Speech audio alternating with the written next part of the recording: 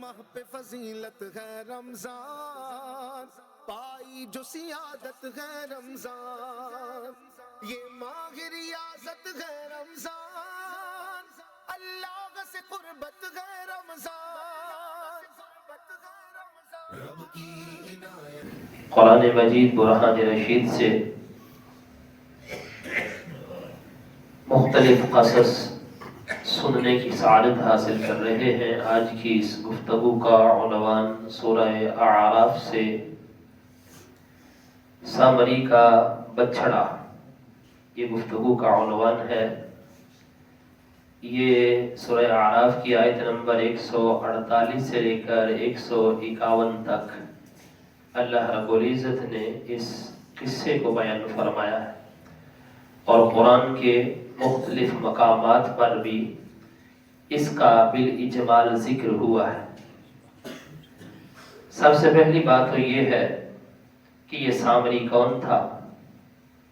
سامری ایک شق القلب اور بدبخت آدمی تھا، ولد الزنا تھا، جس کو ہم اپنے لفظوں میں حرامی کہتے ہیں۔ یہ جناب موسیٰ علیہ السلام کی قوم کے اندر گمراہ اور گمراہ کن آدمی تھا۔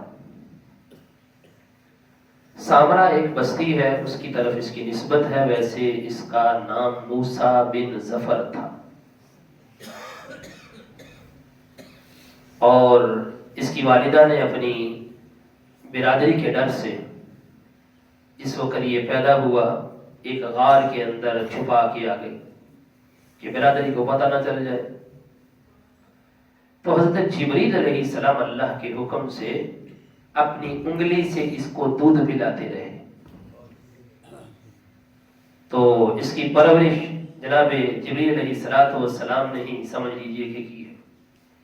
جس وقت یہ سمجھ بوجھ کے قریب ہوا تو اس نے دیکھا کہ جناب جبریل علیہ السلام جس وقت گھوڑے کے اوپر سوار ہوتے ہیں تو ان کا گھوڑا جس جگہ پہ سم رکھتا ہے وہاں پر سبزہ اگاتا ہے۔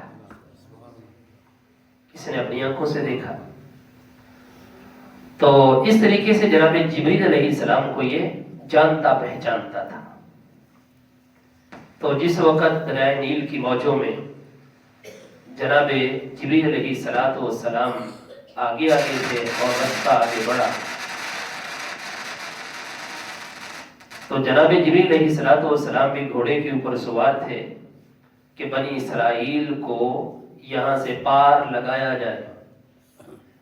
تو اس وقت سامری نے دیکھا کہ جناب جبریل علیہ السلام کا جو گھوڑا ہے اس کی سموں کے نیچے جو خاک ہے اس کے اندر کتنی تاثیر ہے، اس نے وہ خاک اٹھا لی تھی۔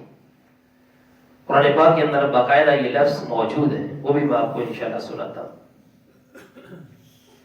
اب ہوا یہ کہ جس وقت جناب موسیٰ علیہ السلام فرعون اور فرعونیوں سے نجات پا کر کے اللہ تبارک و تعالی سے دیدار کے وعدے پر اور اپنی قوم کو بتا کے گئے کہ میں تقریباً 30 دن کا اعتکاف کروں گا اور واپس آ جاؤں گا، پیچھے اپنے بھائی ہارون کو خلیفہ بنا کے چلے گئے۔ جس وقت 30 دن پورے ہوئے سامری کی طبیعت بگڑنے لگی، جناب موسیٰ علیہ السلام نہیں آئے۔ 31 دن ہو گئے، 32 دن ہو گئے۔ ادھر سے اللہ تبارک و تعالیٰ نے جناب موسیٰ علیہ السلام سے فرمایا پیارے موسیٰ 40 دن پورے کرنے، پہلے 30 دن کا وعدہ تھا، پھر 10 مزید کر دیے۔ ان 10 دنوں کے اندر اس نے قوم کو گمراہ کیا۔ کیسے گمراہ کیا؟ اس نے قوم کے جو زیورات تھے اس کے پاس موجود تھے اور دیگر لوگوں کے پاس بھی تھے، اس نے کہا سارے زیورات اکٹھے کرو۔ یہ سونار کا کام بھی کرتا تھا، اور وہاں پر اس نے ایک بچڑا بنایا سونے کا ڈھال کر کے، تو اس کے منہ کے اندر اس نے خاک وہ جو محفوظ کی ہوئی تھی جناب جبریل علیہ السلام کے گھوڑے کی سموں کی، وہ اس کے منہ میں ڈال دی۔ جیسے ہی اس کے منہ کے اندر وہ خاک ڈالی گئی تو وہ بیل کی طرح بولنے لگا۔ کہ ایک سونے کا بچڑا بنایا گیا، سونے کا بچڑا بنایا گیا ہے، اور پھر اس کے منہ کے اندر اس نے خاک ڈالی ہے، اور وہ حقیقتاً ایک بیل کی آواز نکال رہا ہے۔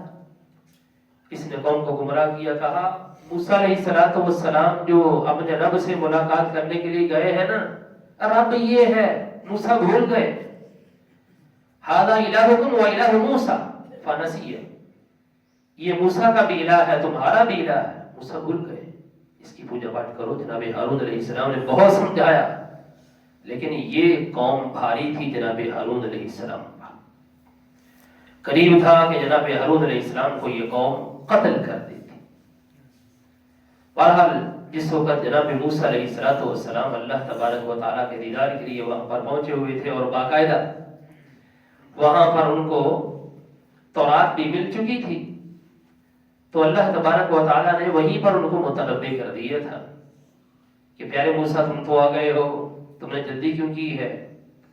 تو انہوں نے کہا کہ ہم اولائی علی اثری وعجلت الیک رب لترضی، وہ بھی میرے پیچھے پیچھے آئیں گے، لیکن میں نے جلدی اس لیے کی ہے کہ یا رب عز و جل تو راضی ہو جائے۔ فرمایا فإنا قد فتنا من قومک، بے شک ہم نے آپ کی قوم کو آزمائش میں ڈالا ہے، وَأَضَلَّهُمُ السَّامِرِيُّ، اور سامری نے پیچھے جو ہے وہ ان کو گمراہ کر دیا۔ وہیں پر پتہ چل گیا تھا جناب موسیٰ علیہ السلام کو، جس وقت واپس تشریف لائے، دیکھا قوم بچھڑے کی پوجا پاٹ کر رہی ہے، اپنے بھائی ہارون کے اوپر بہت زیادہ غصہ فرمایا، اور ان کی بال اور داڑھی کو پکڑ لیا اور ان کو اپنی طرف کھینچا۔ تو جناب ہارون کہنے لگے یہ بنا امہ، میرے ماں جائے، یعنی میری ماں کے بیٹے، لا تأخذ بلحیتی ولا برأسی، آپ میرے بالوں کو مت پکڑیے اور میری داڑھی کو مت پکڑیے، فلا تشمت بی الاعداء، یہ جو ظالم قوم ہے، یہ جو دشمن ہے میری، ان کو میرے اوپر ہنسنے کا موقع مت دیجیے، میرا اس کے اندر کوئی قصور نہیں ہے، میں نے ان کو بہت سمجھایا ہے اور بہت ان کو بتایا ہے کہ یہ جو تم کام کر رہے ہو غلط ہے، وَقَادُوا يَقْتُلُونَنِي، قریب تھا کہ یہ مجھے قتل کر دیتے۔ تو وہ جو موسیٰ علیہ السلام تورات کی تختیاں اپنے ساتھ لائے تھے نا، تو جس وقت اپنے بھائی کو پکڑنے لگے تھے تو غصے کی وجہ سے وہ نیچے گر پڑی یا آپ نے نیچے رکھ دی، پتہ نہیں چلا دینی حمیت تھی یا غیرت تھی یا اللہ تبارک و تعالیٰ کے لیے غصہ ہی اتنا آ گیا تھا اللہ کے دین کے لیے کہ میرے پیچھے یہ کیا ہو گیا ہے، قوم شرک کے اندر مبتلا ہو گئی۔ بہرکیف موسیٰ علیہ السلام کو جس وقت پتا چلا کہ ہارون کا کوئی قصور نہیں ہے، چھوڑ دیا، اور پھر اللہ تبارک و تعالیٰ کی بارگاہ میں دعا کرنے لگے، یا اللہ مجھے بھی بخش دے اور میرے بھائی کو بھی بخش دے، ہمیں نیک لوگوں میں داخل فرما اور اپنی رحمت میں داخل فرما، تو ہی سب سے زیادہ رحمت فرمانے والا ہے۔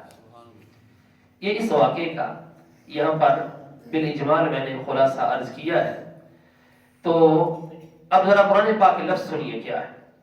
اللہ تبارک و تعالی فرماتا ہے وَاتَّخَذَ قَوْمُ مُوسَىٰ، اور موسیٰ کی قوم نے من بعدہ، موسیٰ علیہ السلام کے پیچھے، من حلیہم عجلا جسدا، اپنے زیورات سے بچھڑے کا ایک مجسمہ بنا لیا، لہو خوار، جس کے لیے بیل کی سی آواز تھی۔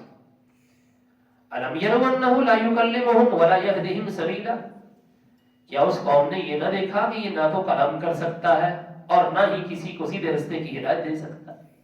یعنی جو بچڑا ہے یہ صرف آواز نکال رہا ہے، کلام تو کسی سے نہیں کرتا، اتنا بھی اس قوم نے نہ سمجھا۔ اتخذوہ وکانوا ظالمین، انہوں نے اس کو معبود بنا لیا اور وہ ظالم قوم تھی۔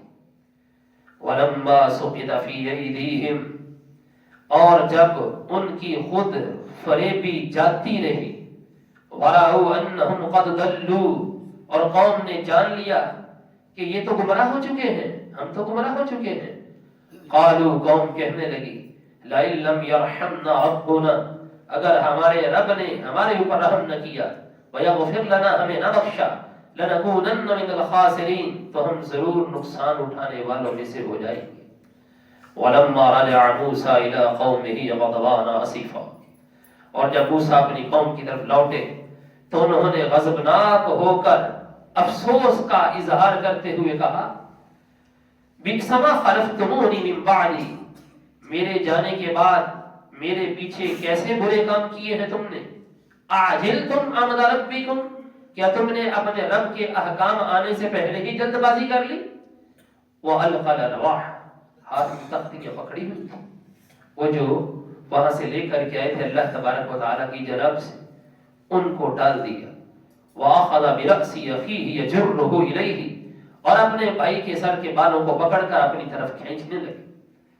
قَالَ ابْنَ أُمَّ، یہاں پر قَالَ ابْنَ أُمَّ کے لفظ ہیں، سورہ طٰہٰ کے اندر یبن أُمَّ کے لفظ ہیں جو رات ہم نے تلاوت سنی نماز تراویح کے اندر۔ قَالَ ابْنَ أُمَّ، ہارون کہنے لگے میرے ماں جائے، میری ماں کے بیٹے، ان القوم استضعفونی، بے شک اس قوم نے مجھے بے بس کر دیا۔ وقالوا یقتلوننی، اور قریب تھا کہ یہ مجھے قتل کر دیتے۔ فلا تشمت بی الاعداء، تو آپ مجھ پر دشمنوں کو ہنسنے کا موقع نہ دیں۔ یہ قوم میری دشمن بنی ہوئی ہے اور آپ نے میرے سر اور گاڑی کے بال پکڑے ہوئے ہیں اور یہ میرے اوپر ہنس رہی ہے۔ ولا تجعلنی مع القوم الظالمین، اور مجھے ان ظالموں میں شامل نہ کیجیے۔ جس وقت جناب موسیٰ علیہ السلام سمجھ گئے کہ ان کا کوئی قصور نہیں اور سب کچھ آپ نے شواہد اکٹھے کیے، تو اس وقت کہنے لگے رب اغفر لی ولی اخی، اے میرے رب مجھے بھی بخش دے، میرے بھائی کو بھی بخش دے، وادخلنا فی رحمتک، اور ہم کو اپنی رحمت میں داخل فرما، وانت ارحم الراحمین، اور تو سب رحم کرنے والوں سے زیادہ رحم فرمانے والا۔ یہ اللہ تبارک و تعالیٰ نے بالاجمال یہاں پر اس کو بیان کیا۔ جس وقت حضرت موسیٰ علیہ السلام واپس آئے تھے نا، تو جناب ہارون سے بھی گفتگو کی اور سامری سے بھی گفتگو کی۔ آپ نے سامری سے پوچھا قال فما خطبک یا سامری، سامری تیرا یہ حال کیسے ہو گیا، تو نے یہ کیوں ایسا کیا؟ قال بصرت بما لم يبصروا به، اس نے کہا کہ جو میں نے دیکھا ہے یہ قوم نہیں دیکھ سکتی تھی۔ فقبضت قبضة من اثر الرسول، آپ نے پوچھا کہ تیرے اندر یہ بات کیسے آئی، تجھے کیسے پتا چلا کہ میں بچڑا بناؤں اور اس کے منہ کے اندر کچھ نہ کچھ ڈالوں اور وہ بولنے لگ جائے گا؟ اس نے کہا جو میں جانتا ہوں یہ نہیں جانتے۔ دراصل بات یہ ہے میں نے رسول یعنی جبریل علیہ السلام کی سواری کے قدموں کا ایک حصہ لیا تھا، قبضہ یعنی ایک مٹھی خاک کی میں نے بھر لی تھی، فنبذتها، وہ خاک میں نے اس کے منہ کے اندر ڈالی تھی۔ وَكَذَلِكَ سَوَّلَتْ لِنَفْسِي، اور میرے دل میں اسی طرح آیا تھا کہ میں یہ کروں گا۔ اگر جبریل علیہ السلام کے گھوڑے کی خاک زمین کے اوپر سبزہ اگا سکتی ہے، کسی کو جان دے سکتی ہے، تو اس کا مطلب یہ ہے کہ اس مٹی کے اندر کچھ نہ کچھ تاثیر لازمی ہے، کہ میرے دل نے یہ بات کہی تھی۔ وَكَذَلِكَ سَوَّلَتْ لِي نَفْسِي، میرے جی نے میرے واسطے اس چیز کو بالکل آسان کر دیا۔ تو آپ نے اپنے بھائی ہارون سے بھی پوچھا، فرمایا یا ہارون ما منعک اذ رأیتہم ضلوا، اے ہارون تو نے ان کو منع کیوں نہیں کیا جس وقت آپ نے دیکھا تھا کہ ضلوا یہ گمراہ ہو رہے ہیں؟ اللہ تتبعنی، کیا تم میرے پیچھے نہیں آ سکتے تھے؟ افعصیت امری، کیا آپ نے میرے حکم کی نافرمانی کی؟ تو آپ کو چاہیے تھا میرے پیچھے آتے۔ آپ نے فرمایا وقعدوا یقتلوننی، حضور یہ تو میرے قتل کے درپے ہو گئے تھے، یہ میرے اوپر بھاری ہو گئے تھے، میں بے بس ہو چکا تھا، لہذا مہربانی کیجیے میرے اوپر اتنی سختی نہ کیجیے۔ یہاں پر ایک لفظ استعمال ہوا ہے فلا تشمتنی بی الاعداء، تو آپ مجھ پر دشمنوں کو ہنسنے کا موقع نہ دیجیے۔ یہ شماتت کیا ہوتی ہے؟ شماتت یہ ہوتی ہے کہ بندے کے اوپر بندے کے مخالفین ہنس رہے ہوں اس کی کسی وجہ سے۔ نبی پاک علیہ السلام نے اس چیز سے اللہ کی پناہ مانگی ہے، اس چیز سے پناہ مانگی ہے، اور وہ وقت بڑی شرمندگی کا ہوتا ہے کہ بندے کے کسی فعل پر بندے کا قصور بھی نہ ہو اور بندے کو کسی فعل پر عتاب ہو رہا اور بندے کے دشمن اس کے اوپر ہنس رہے. نبی پاک علیہ الصلوۃ والسلام نے اس سے پناہ مانگی. اب ذرا وہ دو حدیثیں سن لیجیے. واصلہ بن اسقا بیان کرتے ہیں کہ اپنے دینی بھائی کی مصیبت پر خوشی کا اظہار نہ کرو ورنہ اللہ تعالیٰ اس پر رحم فرمائے گا اور تم کو مصیبت میں مبتلا کر دے گا. لہذا کوئی بھی ہو اس کی مصیبت کے اوپر بندے کو خوش نہیں ہونا چاہیے. وہ جس طرح لفظ بولتے ہیں دشمن مرے تو خوشی نہ کریے. ٹھیک ہے جی, دشمن مرے تو خوشی نہ کریے. تو لہذا کسی کی بھی مصیبت کے اوپر بندے کو خوشی کا اظہار نہیں کرنا چاہیے اگرچہ وہ غیر مسلم ہی کیوں نہیں. ٹھیک ہے. جناب ابو ہریرہ بیان کرتے ہیں نبی پاک علیہ الصلوۃ والسلام بری تقدیر, سختیوں کے آنے, شماتت اعداء اور سخت مصیبت سے اللہ کی پناہ طلب کیا کرتے تھے. یہ شماتت اعداء یعنی دشمنوں کا ہنسنا, اس سے اللہ تعالیٰ کی پناہ مانگا کرتے تھے. تو آج کا یہی سبق ہے کہ ہمیں کسی کی مصیبت کے اوپر ہنسنا نہیں چاہیے اور نہ خوشی کا اظہار کرنا چاہیے. دعا ہے اللہ رب العزت ہم سب کو قرآن کے فہم کی برکتوں سے مالا مال فرمائے. آمین. وما علینا الا البلاغ.